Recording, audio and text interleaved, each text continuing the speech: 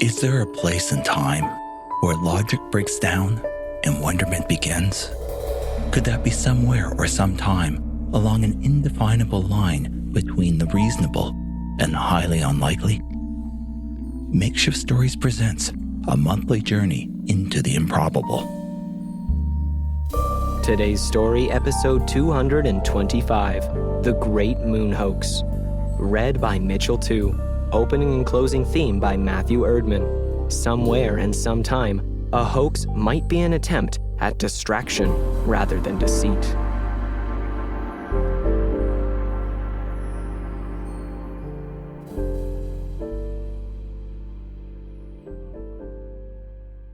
It is with much humility, and possibly a touch of regret, that I wish to admit causing humanity to miss, or at least be ignorant of, one of the greatest opportunities the universe has presented to the sentience of this diminutive world in many a millennium. I write this now, on the dawn of the century number 20, according to the Gregorian calendar, although my deed took place in the first half of the 19th, in the year numbered 35. Now, having been almost 64 years past, even my exceptional memory dulls. So, of necessity, some detail may be lacking, or, where absolutely necessary, to create a cohesive record, be made of imagination rooted in good intention. It is thus that I want to take you, dear reader, back to the year 1835 of the Common Era. In many ways, both an exceptional year and a very common one. The first photographic negative was exposed at Lecoq Abbey. The Staedtler Company made its first pencil. Charles Darwin arrived at the Galapagos Islands aboard HMS Beagle. A great conflagration consumed New York, and a railway was opening in Belgium, the first on the continent of Europe. There were revolutions, conquests, wars, births, inventions, and deaths, some of which were documented by the writers of history, some well known, others wanting to be, and many simply contracted or commanded to bury facts of inconvenience and create writs of a fictional nature for those things which could not be smothered. Thus, 1835 was just a year, like any other. However, be it that during those 12 months, the comet, which, unbeknownst to itself, bears the name of the English astronomer and friend of Newton who first calculated the heavenly body's periodicity, slipped past perihelion, mostly unnoticed. At least not by immense telescopes of an entirely new principle of which our spy had informed us. Most, dear reader, had pointed their misplaced curiosity elsewhere, to wit, the moon, the reason for which I will get to in the course of this missive.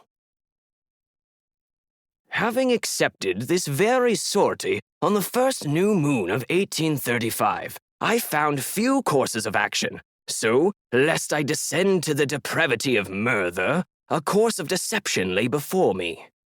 In this endeavor, I created a most novel character of fiction, one Dr. Andrew Grant, a scribe and close friend of the eminent Sir John Herschel, an eminent and respected English academician of the day, a mathematician of great regard, but, most important for my cunning, an astronomer, president of the Royal Astronomical Society, and experimenter in the new field of photochemical imaging. Of particular importance to my method, in fact, much relied on this truth, was the velocity at which a message in those days traveled on the oceans of the world. Communiques were limited to the speed of sail, which afforded my deception time to prosper. Sir John Herschel was in Cape Town at the date in question, observing the southern skies, and Dr. Grant I created as a resident of New York. Thus, assured of the tardiness of letters, I penned a dispatch to Mr. Richard Adams Locke, an ambitious scribe in the newly minted field of reportage. I had chosen Mr. Locke and his then employer, the Sun newspaper of the great city of New York, naturally pre-fire, very carefully. Both possessed the hunger of a starving jackal and the ambition of a newly minted politician, to wit meant they would be very much prone to an exploitation which promised much fame, notoriety, and power of influence. My letter went as follows. Dear Sir, by way of introduction, I am Andrew Grant, Doctor of Letters and Scribe to the President of the Royal Astronomical Society, Sir John Herschel himself. As such, on occasion, I am privy to new knowledge yet to be common, and it is on that very premise which I humbly take pen to paper and contact you now. I am of firm belief that which I am about to reveal is of such magnitude as to ascertain a large circulation for your employer's new broadsheet, and bestow a degree of notoriety on yourself, as fitting a great reporter such as you. You will discover what I am about to reveal is incredible, a marker in history as significant as the boundary between the Common Era and before. I do not know what the new era will be called, but you, sir, will be the one always associated with its start. I would humbly suggest the title of your monumentous article, which you will base on my report, to be Great Astronomical Discoveries Lately Made by Sir John Herschel at the Cape of Good Hope. I can personally assure you the intelligence I am about to supply is equal to that which Mr. Herschel has transmitted to the Royal Society. Those documents, currently before a committee of learned members, are only different in mathematical, scientific, and mechanical detail, which would not be of general interest to your readers. My friend and colleague, the great astronomer, recently wrote me of the completion of an apparatus of his own design, using new principles just discovered. He has turned his amazing instrument to the scrutiny of the firmament, and it almost instantly revealed that which has been hidden by the veil of immense distance from the eyes of all who have lived since the birth of time on this world. The young Herschel's device, which can bring close the cosmos, such that it is equivalent to the viewing of heavenly bodies with the naked eye at a distance of only 2 yards, has observed objects on the moon, affirmatively resolving the question of whether our satellite is inhabited. Yes, this is hard to believe. However, I am confident a brief description of the device will waylay any concern of authenticity and make ready your mind for the radical revelations which follow. It is well known the elder Herschel's 40-foot reflector telescope, being made of a 4-foot mirror made of speculum with arsenic added to improve the finish, suffered from the known principle of physics, whereby nearer objects appear darker the more magnification is enforced, owing to diminution of light from ever smaller areas. The younger solved this problem with a mechanical contrivance of parabolic and spherical reflectors, affording a magnification of the moon and other solar objects at hitherto unseen magnifications, which, given the distance to the moon, afforded a view much the same as looking down at Geneva from the top of an adjacent mountain peak. That is, using the elder's existing ponderous instrument. Previously, the elder Herschel had been limited to a power of less than 1,000 times, so he could discern objects of not more than 122 yards across on our satellite. Yet, even at such a great magnification, objects still appeared as feeble shapes of little conspicuity. Having solved the problem of the diminution of light from nearby solar bodies, the younger made plans, calculations, and adaptations for a 24-foot diameter lens, which, when finally cast and polished, weighed a gargantuan 8 tons. Some have estimated the magnifying power of the younger's impressive apparatus to be tens of thousands of times, and ought to be capable of a resolution such that Herschel possesses the ability to study the entomology of the moon, should he so choose. With the minutest designs of his plans being intensely studied and executed with all due haste, the younger accepted a commission and arranged conveyance of his colossal instrument to its destination. I spent some time at this point in the missive to describe in detail the maths, sciences, and engineerings of the final apparatus, of which interest is only for those with such an inclination, or need to be convinced of the probity of my story. The latter being my intent for Mr. Locke and his editors to find no lacking in scientific and logical palpability. Indeed, I wished to overwhelm their minds with facts so close to possibility they could not easily refute, and, blinded by the attraction of notoriety and wealth from the sale of many broadsheets, would not bother to investigate with any veracity.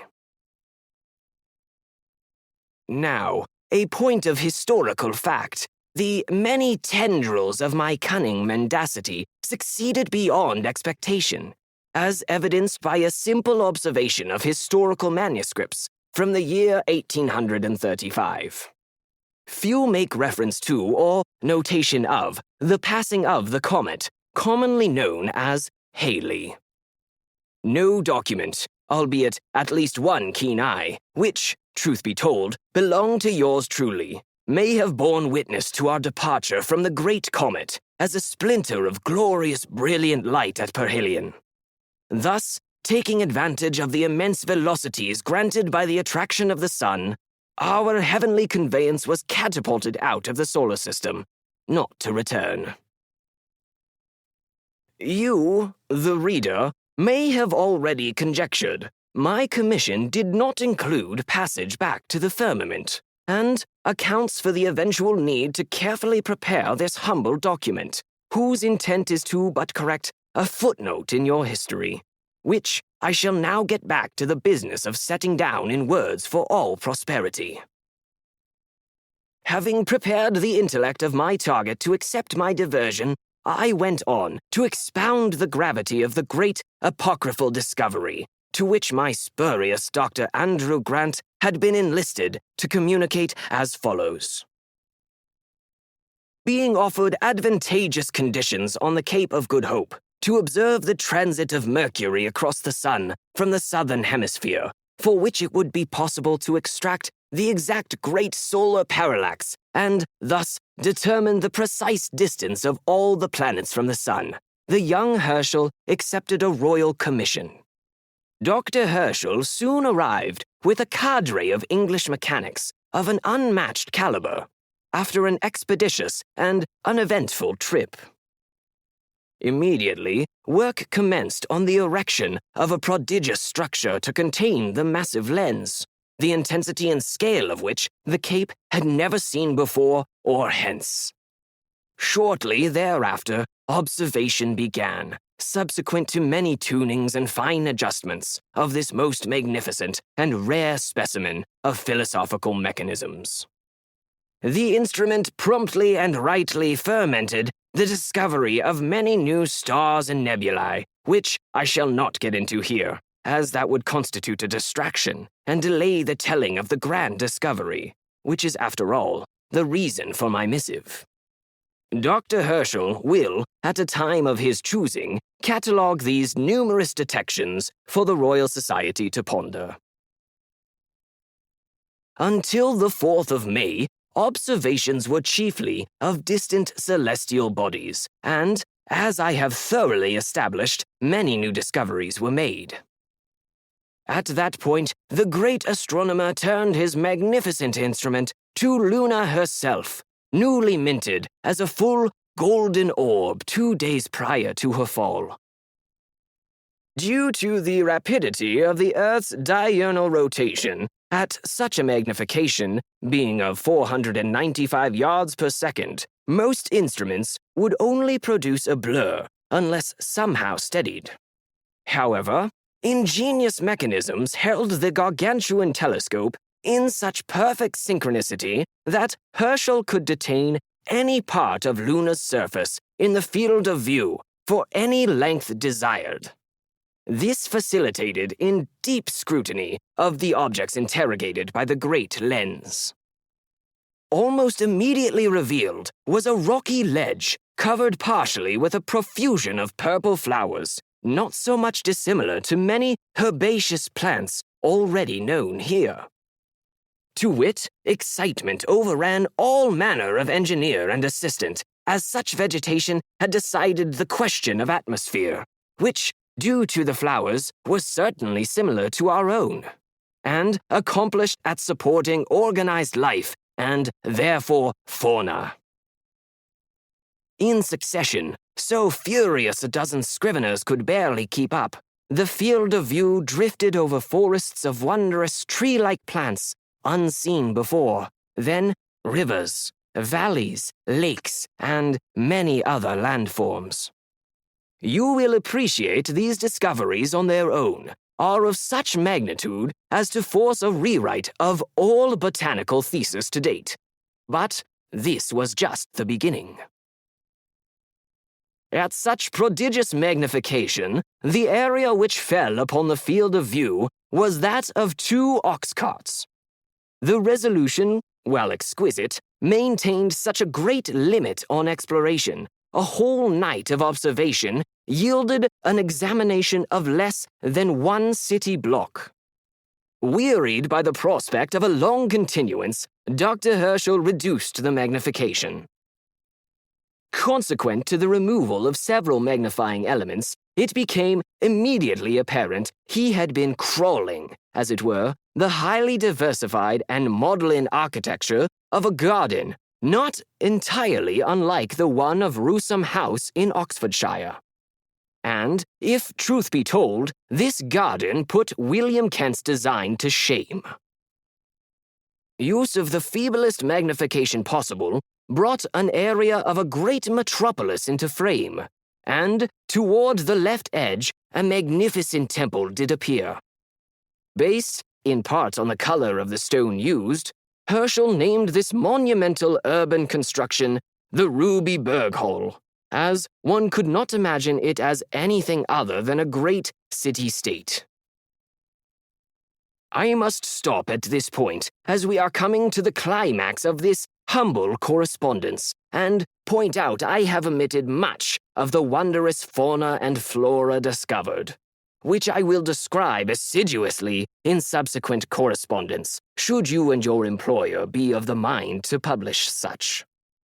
For now, I will only describe the majestic humanoids which populate, and we were sanguine to consider, the builders of said great city.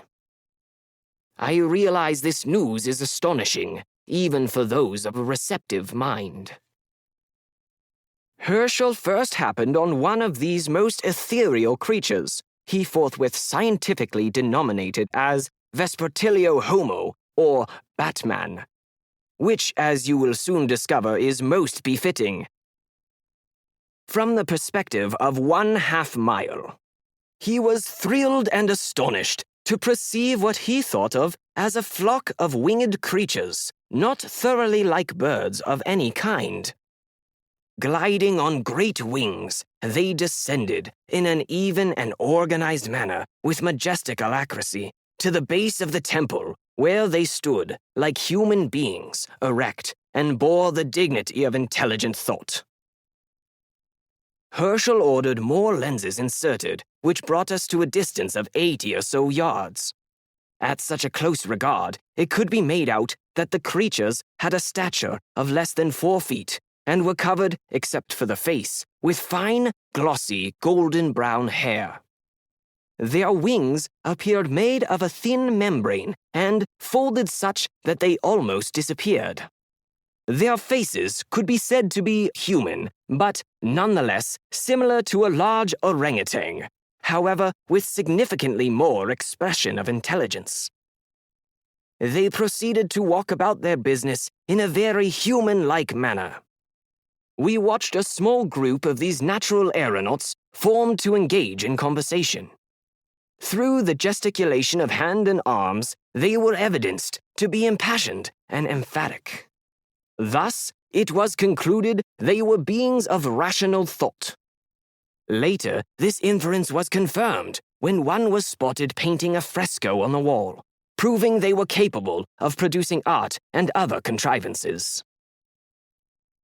I will stop here, as I believe adding further detail will not immeasurably add to the general interest you might have in this historic discovery.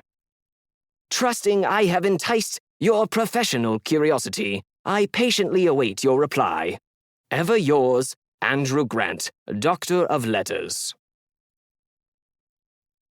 Mr. Locke and his editors proved to be as ambitious and hungry as I had surmised. Upon receiving my letter, the esteemed reporter responded with great haste and enthusiasm, requesting details of the moon's fauna, flora, and the social life of the Vespertilio Homo. I obligingly and enthusiastically contrived such detail, placing an emphasis on the latter, which, suspecting a sense of voyeurism, would achieve considerable interest in the readers of the broadsheet, who, mostly being new to the skill of literacy, would not attack the facts with any degree of competence. This proved to be true, for, as a series of 6 articles, each one more provocative to scientific reason than the last, came out in August of 1835, all eyes, so to speak, shifted to the moon. That was until word of the general uproar provoked, along with numerous requests for even more salacious descriptions of the lives of the Vespertilio Homo, reached the shores of the Cape of Good Hope and Dr. Herschel's installation.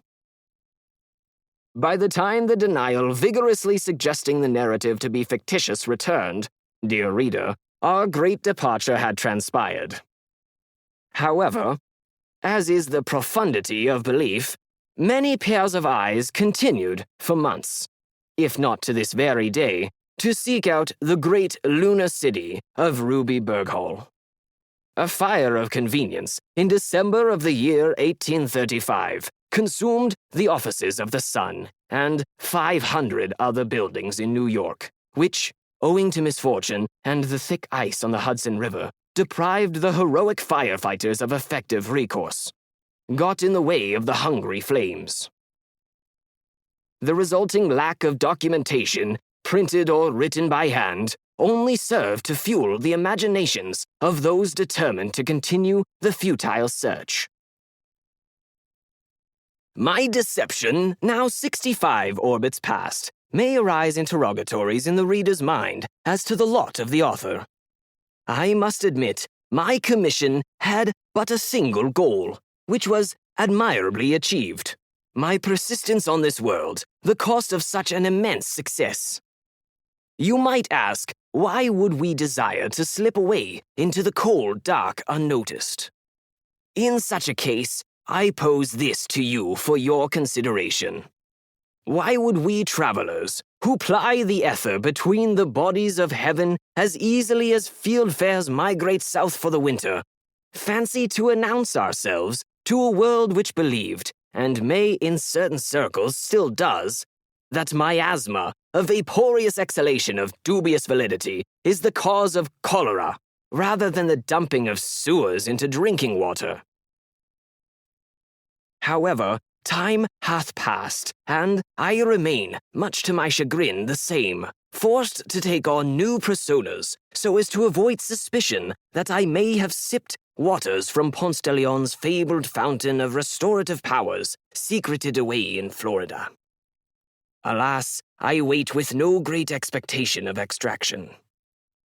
Between what hath been and what will come, to entertain and delight my intellect, I have, and dare say will, from time to time of my choosing, interfere with communication, such that the truth not always be known. Keep that in mind, dear reader, as you contemplate the veracity of the past and present.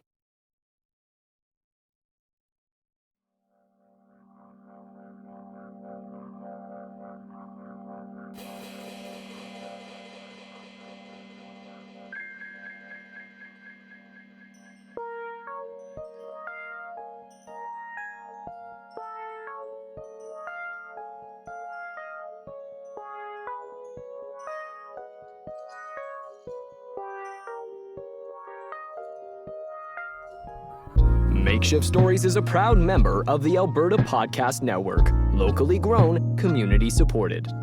To get other great APN podcasts, head over to albertapodcastnetwork.com, where you'll find Scam Time. Stephanie Wolf and Karen Johnson Diamond gasp and giggle over the topic of frauds and phonies in this true crime comedy podcast. This episode of Makeshift Stories is brought to you by the Alberta Podcast Network. At ATB, we make banking work for you. With expert and practical advice in everyday banking and investment planning expertise and management services with ATB Wealth, you can be confident that you're making smart choices when it comes to your money. We have a history of doing what's right for our clients, especially when times are tough, because ATB was built to help Albertans. For more information, visit atb.com. This episode of Makeshift Stories is also brought to you by the Alberta Podcast Network. APN connects Alberta podcast listeners to businesses and organizations in Alberta and around the world. Podcasters in our network are smart, creative, and engaging, providing an excellent way to reach local listeners and those around the world who enjoy our shows. Send us an email at hello@albertapodcastnetwork.com and we'll help you meet your goals. Makeshift Stories is released around the beginning and middle of the month. This month's story was written by Alan V. Hare and read by Mitchell 2. Post-production by Matthew Erdman. Opening and closing themes were composed and recorded by Matthew Erdman. If you'd like to connect with us, please send an email to makeshiftstories@gmail.com or visit our website at makeshiftstories.com. Links to both are in the show notes. You can help us out by getting your friends to subscribe or follow wherever they listen to audio. Makeshift Stories is released under a Creative Commons non-commercial attribution no derivative license, which means you are free to share our stories. Just remember to credit us and don't alter anything.